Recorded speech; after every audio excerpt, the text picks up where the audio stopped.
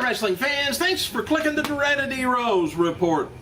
Not much going on news-wise today except rumor on Twitter and wrestling message boards this weekend saying that top Dragon Gate USA star Johnny Gargano is on his way out of the company before this month is over. And Gargano is scheduled to defend his Open the Freedom Gate title July 27th. Anyway, the show's going to be in Michigan. Rumor is he's going to be dropping the title. And speculation is that Gargano has signed with WWE and is going to be sent to their FCW territory, and he's had a tryout with WWE that went really well earlier.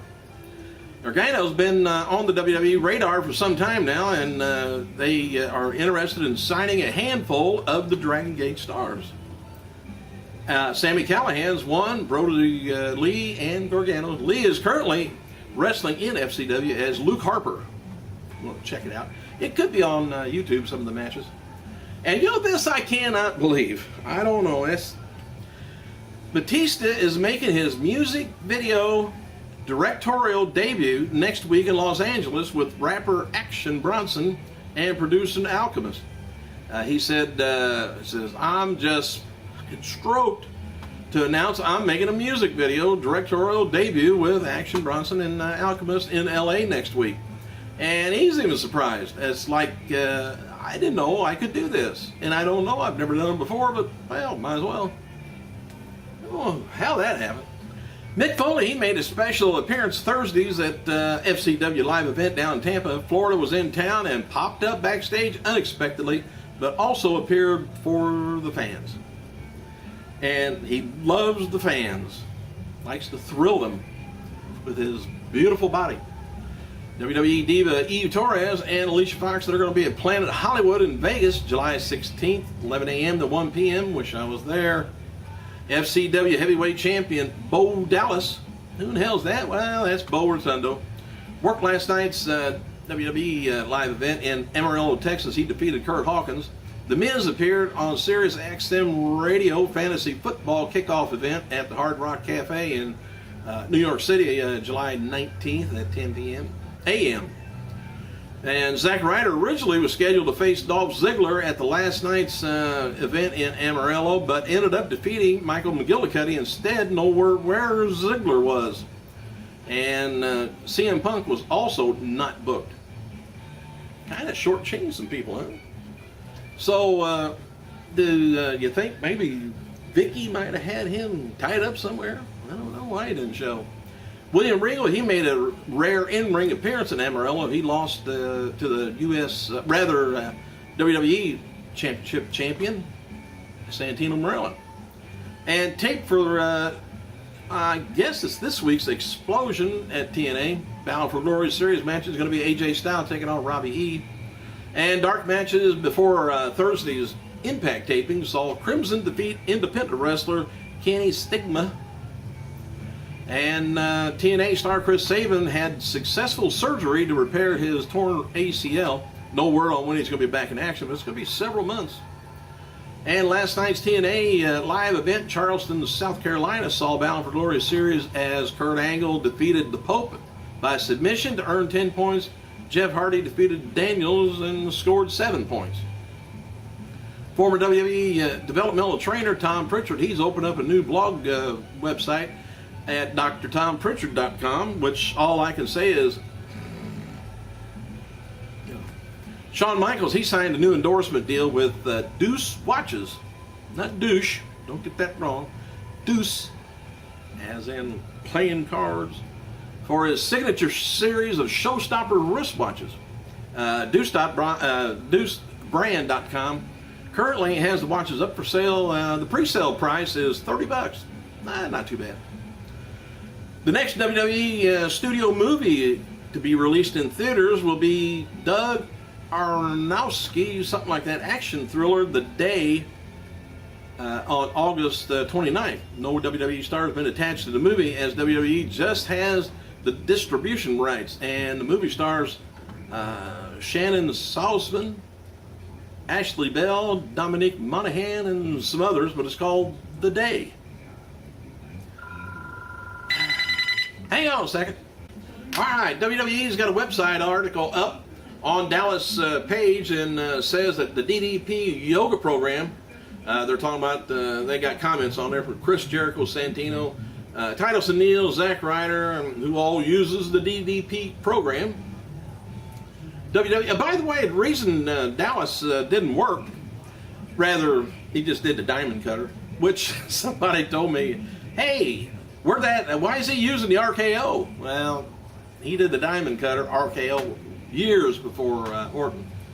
But anyway, he's got something wrong, either with his neck, spine, back, or something. He can't really do any wrestling right now. I think that's why he's into the yoga so much, for pain, rather than to get rid of the pain. But WWE announced this weekend John Cena will reprise his role as Fred Flagelhorn, imaginary father to the Nickelodeon Nickelodeon's Fred 3. It's called Camp Fred. Movie theater premiere is around July 28th, Saturday, 8 Eastern Standard Time on Nick, and I think it's just the movie, that's the only place the movie's playing, I think. And TNA will have 3 hours worth of programming next Thursday, so please make a note of it, as the 1 hour show called Impact Rewind will air at 7, leading into the Impact Wrestling at 8 o'clock. No word yet whether it's going to be a permanent thing, but Spike TV is kind of scheduled towards the norm, the following week, I guess. See how the ratings are. Thursday's episode of Impact, by the way, scored a 1.0 rating with about close to 1.5 million viewers, which is a little bit up from last week. Jarrett Bellini, a technology blogger for CNN, has published an article regarding Doink the Clown's appearance on Raw Super Show. Blaney examines trending Twitter topics, which led to the article on the face-painted grappler. Anyway, he discussed the wrestler's background and the roles he played years ago in WWF, and enhancement talent infiltrated into the weekly television show. And I could probably read a little bit further, but I'm about ready to pass out and go to sleep. Anyway, it says apparently there's actually a term for these no-name wrestlers. They're called jobbers. Duh. Anyway, their job is to lose the match. Barry Horowitz, as it turned out, made a nice career of getting the brains beat out of him. Says, though I'm not sure Mr. or Mrs. Horowitz were ever pleased with their son's life choice. Bellini writes. On into that. WWE.com's got a poll out asking the most money superstar in history. The options are primetime players, John Bradshaw Layfield, $1 Million Man, Ted DiBiase, or Alberto Del Rio, the York Foundation, and Erwin R. Shyster. Jim Ross, by the way, was asked on Twitter whether he watches TNA. He said, I ignore TNA, don't watch weekly. But he remarks, Ross then clarified his remarks. He said, I had a little glitch called not proofreading. He said, I do check out TNA occasionally, but honestly don't watch it regularly. Not a diss, just truth. All right. I'll get through this about as fast as I can. But anyway, old Nick Dinsmore, who? Eugene. He spoke to Mike Buda of SportsTownChicago.com about his character and possibly returning to TV, WWE's drug testing policy, and more. Highlights from the interview is, he said, possible television return. He said, my legal team advises me that I can neither confirm or deny that I'm in talks with TNA and WWE at this time, so take it for what it's worth. I can't neither confirm nor deny the internet rumors that are running rampant about both organizations are chomping at the bit to get the best independent talent you could see today. The best free agent in wrestling. I can neither confirm or deny. You see me on TV. You will see me on TV in the next 2 months.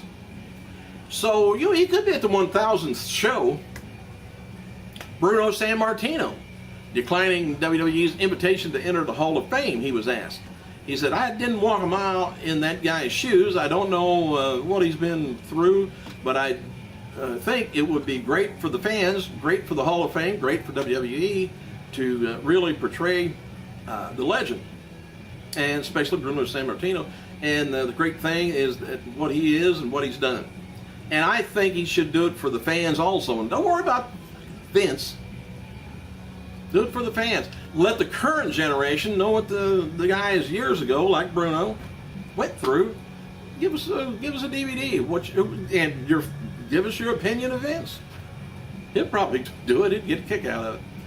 And then he was asked about WWE's drug testing policy. And he said, I think it's pretty much right on track with the drug and wellness policy, mostly with the equivalent to other major sports, basketball, baseball, and football. He said, I think years ago, with all respect to sports and drugs and everything, said people didn't know much about them and didn't know how much they had, or they were bad for you.